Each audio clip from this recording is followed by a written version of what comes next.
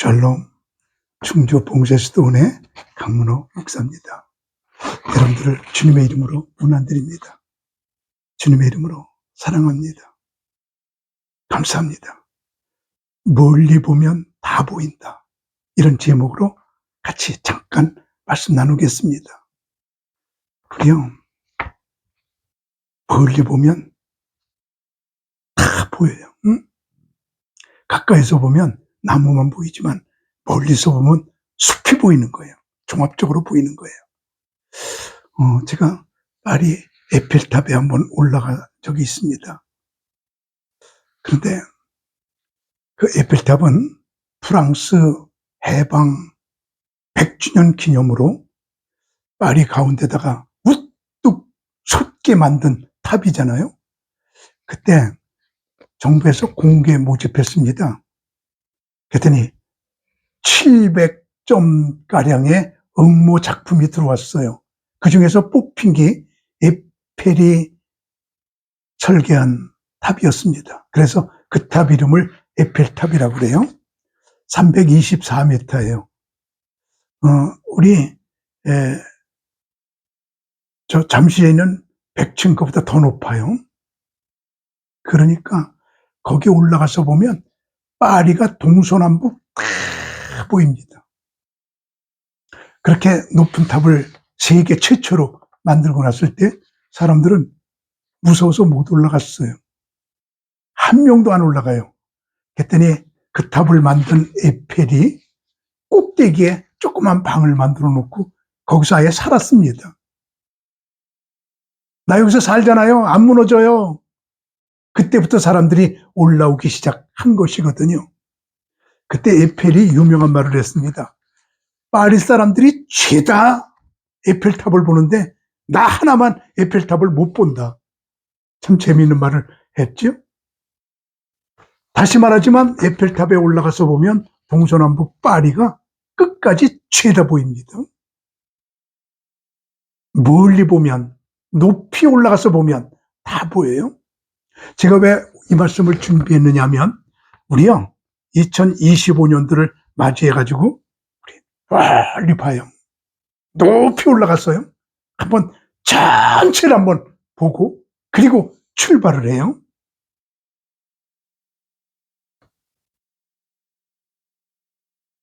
아브라함하고 롯하고 같이 살았죠.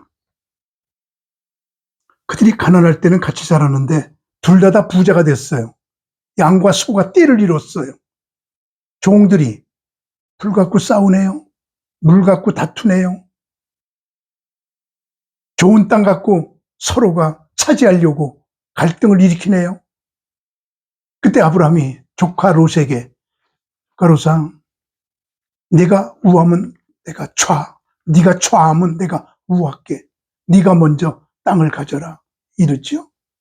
그때 그 조카 롯이 아브라함 때문에 축복받았고 아랫사람인데 삼촌 때문에 내가 이렇게 됐으니까 삼촌이 좋은 땅 가지세요. 나머지 내가 가질게요. 그래야 좀 상식적인 사람인데 지가 제일 먼저 좋은 땅을 차지하고 떠나잖아요. 그날 밤에 하나님께서 아브라함을 부르셔서 하시는 말씀이 너는 눈을 들어 너 있는 곳에서 동서남북을 바라보라.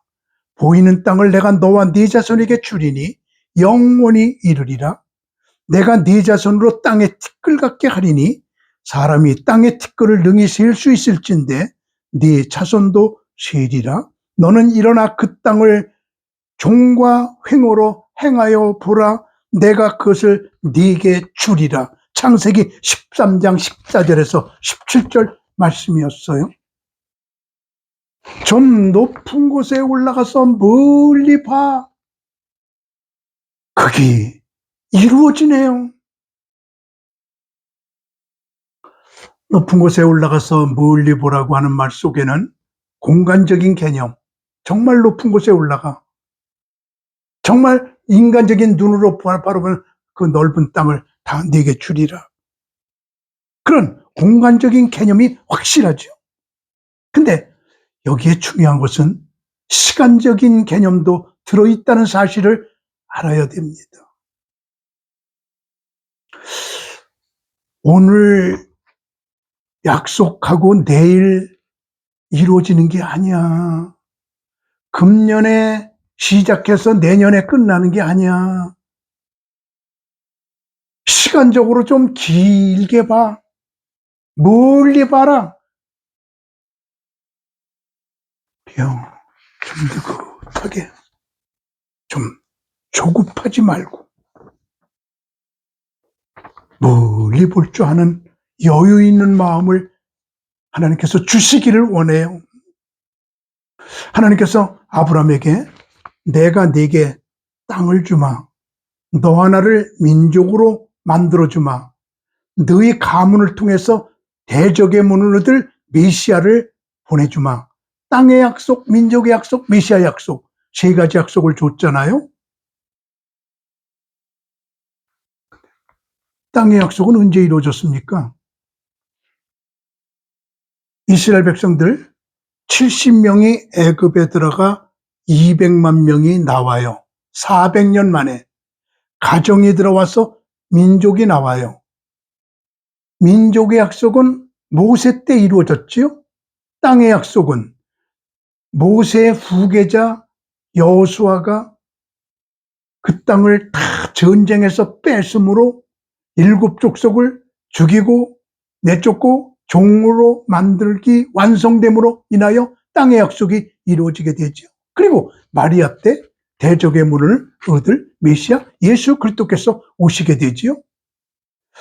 그러니까 400년 만에 이루어지고 430년 만에 이루어지고 그리고 2000년, 3000년 만에 이루어지고 멀리 봐야 되거든요. 근데 결론은 뭐냐면 이루어진다는 거예요. 그래서 우리들은 공간적 지평과 시간적 지평을 우리는 동시에 보는 것이 높이 올라가 멀리 보라고 하는 것입니다. 시간 지평이란 말이 있거든요. 하버드 대학의 에드워드 벤필드 박사님이 만든 단어인데 시간 지평이 긴 사람일수록 큰일 했어요. 그래서 이런 실험을 했거든요. 마시멜로라고 하는 사탕이 있어요. 마시멜로. 입에다가 넣기만 하면 그냥 싹 녹는 달콤한 사탕. 맛있는 최고의 사탕이에요. 초등학교 교실에서 선생님이 마시멜로 사탕을 하나씩 나눠주고 얘들아 입에 물고 15분을 씹지 말고 깨물지 말고 빨아먹으면서 견뎌봐라. 15분이다. 그리고 사탕을 다 나눠주고 다 똑같이 입에다가 탁 넣습니다. 나중에 결과를 보니까 3분의 1의 학생들이 다 씹어먹고 깨트려 먹고 그냥 15분 내에 다 없애버렸어요. 근데 선생님 말씀대로 15분을 견딘 학생들이 3분의 2였어요. 쭉 끝까지 누가 몇 분까지 입속에 남아있는지를 조사를 해보고 먼 훗날 그 결과를 보니까 오래 시간 지평을 가진 사람들이 잘 됐어요.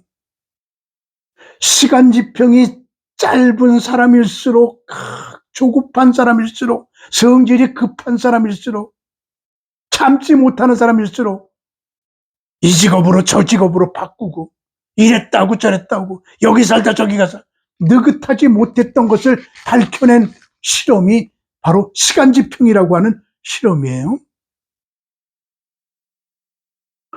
지금 지구상에서 제1의 경영학자가 워렌 버핏이죠. 콜롬비아 대학에 강의하고 있습니다.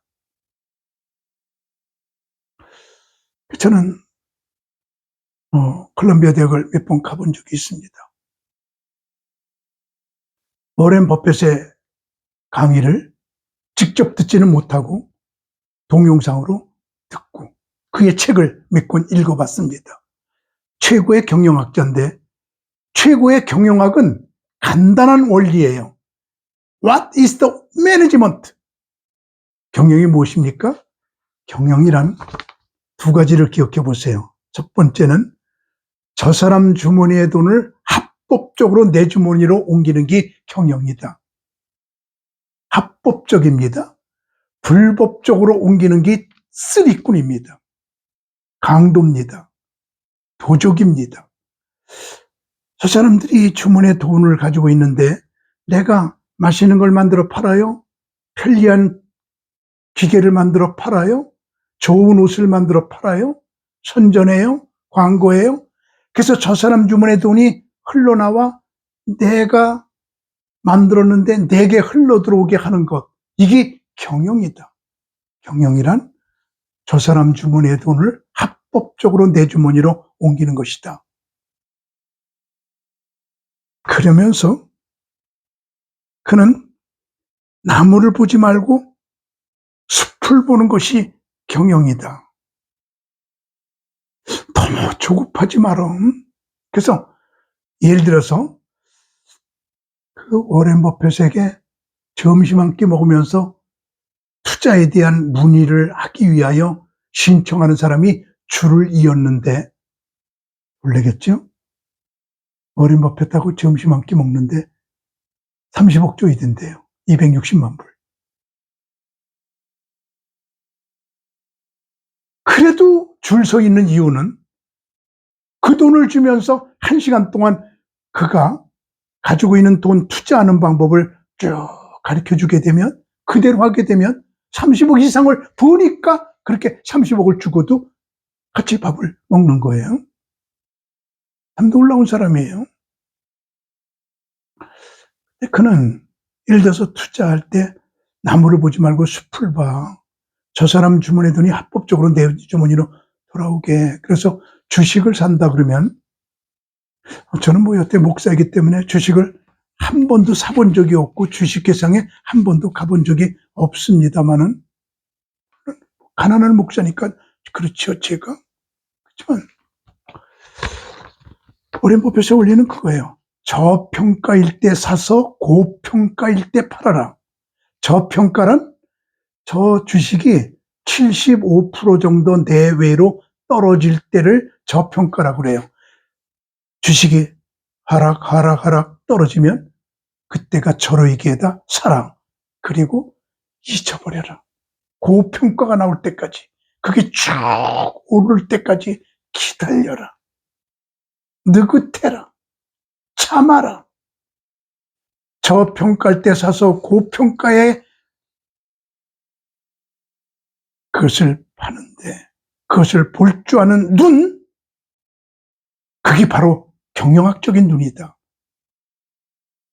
당신은 어떻게 해서 그런 능력을 받았습니까? 라고 물어볼 때 내가 컬럼비아 대학을 졸업하면서 졸업할 때까지 컬럼비아 대학에 있는 경영학 책은 다 읽고 졸업했다. 거기서 이런 인사이트 나왔다. 그가 그렇게 말하더라고요. 우리요, 시간 지평이 길어야 돼요. 우리 금년 1년도를 쭉 한번 멀리 내다봐요. 여러분의 365페이지의 빈 페이지를 멋진 스토리로 그득 채우는 한 해가 되기 위해서 한번 해봐요. 성경에 이렇게 멀리 보면서 승리한 사람들 이야기가 많이 있는데 몇 사람 이야기 좀 해보려고 합니다. 우선 욥의 눈이 멀리 바라보는 그런 눈을 가지고 있었음을 성경은 우리에게 증언해주고 있습니다. 욥은 동방의 제일 의인, 욥은 동방의 제일 부자. 하루아침에 자녀가 다 죽고 하루아침에 재산 다 뺏기고 엎친 데 덮친 격으로 설상가상으로 머리끝부터 발끝까지 악창이 나서 고름이 줄줄 나오는데 주체할 수 없어서 잿더미에 앉아서 기왓장으로 북북 긁으며 고름을 빨아내는 신세가 돼요. 오늘에서 오늘만 보는 아내는, 지금에서 지금만 보는 아내는 하나님을 저주하고 죽으라. 하나님이 계시면 어떻게 이런 일이 일어나냐. 그렇지만 욥은 아닙니다. 욥은 멀리 봅니다. 그때 이렇게 말합니다. 욥이 그런데 내가 앞으로 가도 그가 아니 계시고 뒤로 가도 보이지 아니하며 그가 왼편에서 일하시나 내가 만날 수 없고 그가 오른편으로 돌이키시나 비올 수 없구나. 나의 가는 길을 그가 아시나니 그가 나를 단련하신 후에는 내가 정금같이 나오리라. 다 앞뒤 옆에 위 봐도 하나님이 안 계신 것 같지만 그러나 아니야. 다 멀리 보게 되면 하나님이 나를 훈련시켜서 정금같이 만들려고 다 더 훈련시켜서 멋진 하나님의 사람 만들려고 하나님이 그러시는 거야. 멀리 봅니다. 지금의 아픔만 보지 않습니다. 결국 욥이 승리했지 않습니까? 모세의 눈도 마찬가지입니다. 모세 아주 독특한 사람이죠. 탄생이 독특했죠. 다른 산의 아이들 다 나면 죽일 때 모세는 살아났지요. 일생이 독특하지요. 어떻게 40년은 궁중, 40년은 광야, 40년은 지도자, 40 이렇게. 그의 하나님 만나는 장면이 독특하지요. 가시떨기에서 불 일어날 때 하나님 만나요. 성경에 있는 사람 가운데 그렇게 하나님 만난 사람은 모세 한 명밖에 없어요. 죽음이 독특하지요. 눈이 쇠하지 아니하고 기력이 강할 때 죽어요. 그렇게 죽는 사람이 어디 있어요. 시체가 독특하지요. 그러니까 죽고 나니까 사탄이 시체 가지고 가려고, 천사가 시체 가지고 가려고, 천국과 지옥에서 서로 가지고 가려고 다퉈요. 그러니까 우리 사람들이 임종할 때 옆에서 찬송가 불러주는 게 얼마나 중요하다는 사실을 여기서 우리는 알 수가 있는 것 아니겠습니까? 그 모세가 궁중에서 40년 편안하게 살다 궁중에서 뛰쳐나올 때 왜 뛰쳐나왔는지를 히브리서 11장 26절이 정확하게 말해주고 있는데 그리스도를 위하여 받는 능력을 애굽의 모든 부하보다 더 큰 재물로 여겼으니 히브리서 11장 26절. 이거 참 이상하지 않습니까? 모세가 궁중에 있으면 행복한 생활, 편리한 생활, 부유한 생활, 최고의 축복을 누리는 생활을 할 수 있는데 다 버리고 이스라엘 백성들에게 같이 종살이 하려고 들어와요. 높은 곳을 버리고 낮은 곳으로, 편리한 곳을 버리고 불편한 곳으로, 좋은 곳을 버리고 안 좋은 곳으로, 배부른 곳을 버리고 배고픈 곳으로, 자유로운 곳을 버리고 부자연스러운 곳으로 완전히 스스로 내려가잖아요. 그때 내려간 이유가 내가 애굽의 지금 보아보다도 앞으로 하늘나라에 가면 받을 상급이 큰데 그리스도를 위하여 받는 능력을 애굽의 모든 부하보다 더 큰 재물로 여겼으니 지금 잘 살지 말고 미래 상 받자. 지금 고난받고 나중에 축복받자. 영원한 것을 위해서 영원하지 않은 것을 포기하자. 보이지 않는 것을 위해서 보이는 것을 버리자. 이게 모세였지 않습니까? 멋있죠. 근데 여기서 놀라울 게 뭐냐면 그리스도를 위해서 받는 능력이라고 그랬어요.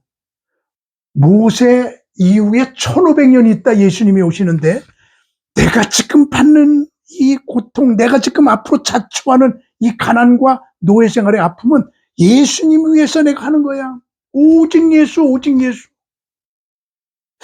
1500년 전에 오실 예수를 미리 보면서 그분을 위해서 1500년 전부터 고생하겠다고 하는 모세의 멀리 보는 눈을 오늘 하나님께서 우리에게 주셨으면 좋겠다 이 말이에요. 참 놀랍습니다.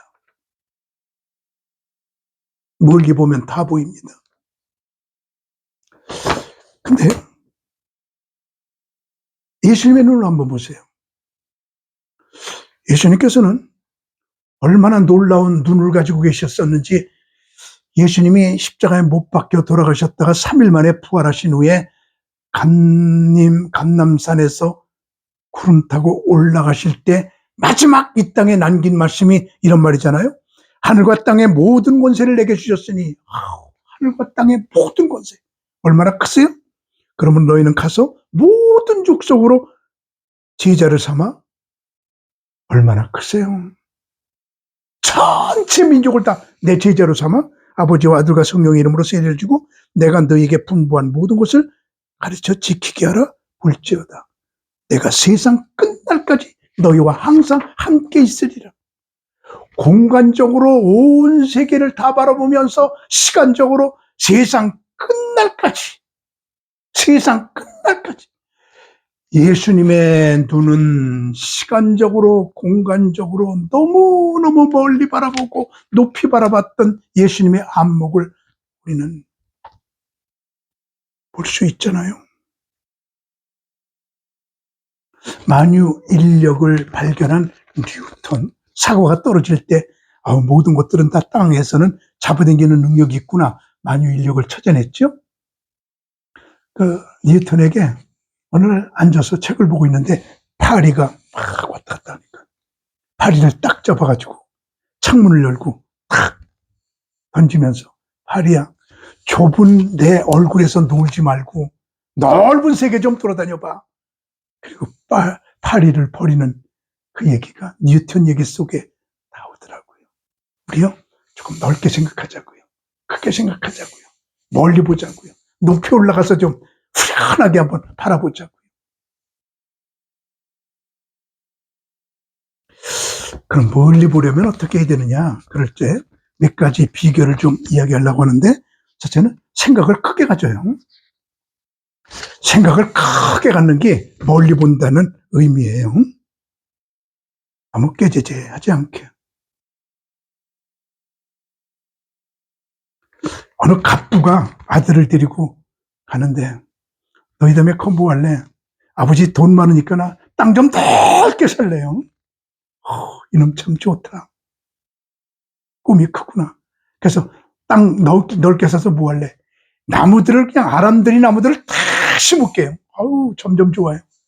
그래, 그래서 그 나무 뭐 할래? 그랬더니 이빨 쑤시게 만들게요. 이랬더래요.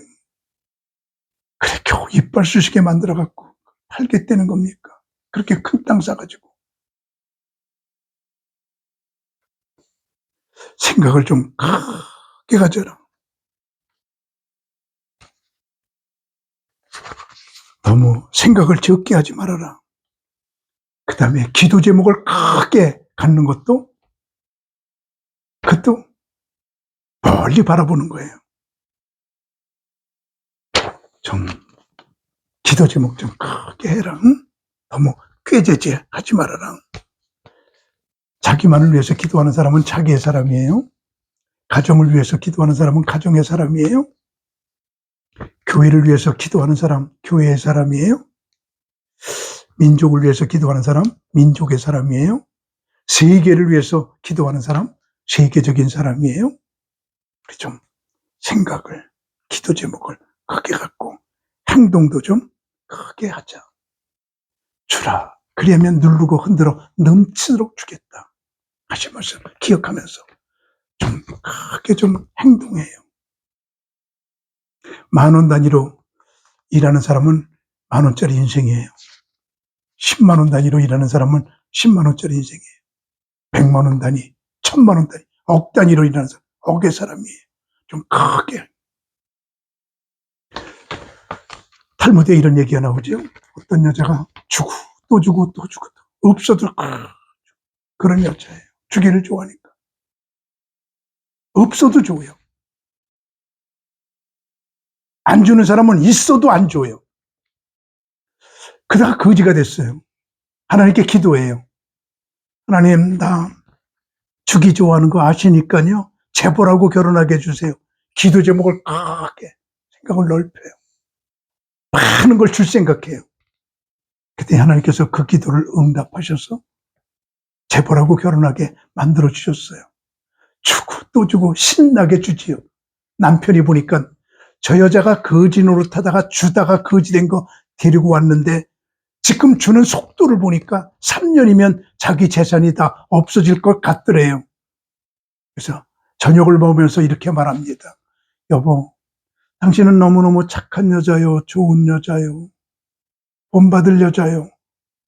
근데 당신이 주고 또 주고 그러다가 거지가 돼서 내가 데려왔는데 내가 3년 되면 거지가 될 것 같은데 나 거지 되기 싫어요. 오늘 저녁 먹고 당신 친정으로 우리 집에서 가장 좋아하는 거 하나만 갖고요. 가줘요. 그랬더니 여자가 하나님 어떡하면 좋아요. 지혜가 떠올라요. 여보 오늘이 그럼 마지막 저녁이에요? 그러네. 미안해. 그럼 여보 우리 포도주나 마시면서 이 얘기 저 얘기 하다가 친정으로 갈게요. 그래요. 그래서 포도주를 따라서 서로 마시는데 자기는 마시는 척하고 쏟아버리고 남편 주고 자기는 마시는 척하고 쏟아버리고 남편 주고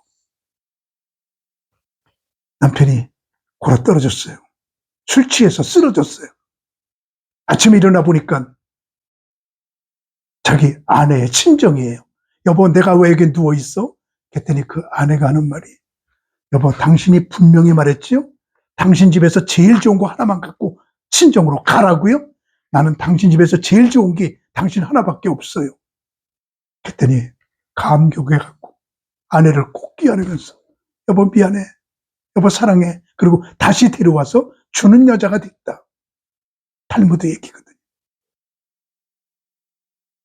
주려고 하는 사람에게는 하나님이 줄 수 있는 능력을 주십니다. 하나님은 하려고 하는 자에게 할 수 있는 능력을 주시는 분이십니다. 우리 좀 새해에는 크게 생각하고 크게 기도하고 크게 행동하는 그런 삶이 우리에게 주어졌으면 좋겠어요. 우리 멀리 보세요. 시간적으로 공간적으로 아브라함처럼 예수님처럼 멀리 보세요. 주님께서 함께 하시는 행복하고 복되고 승리로운 한 해가 될 줄로 믿습니다. 주님의 이름으로 사랑합니다. 샬롬.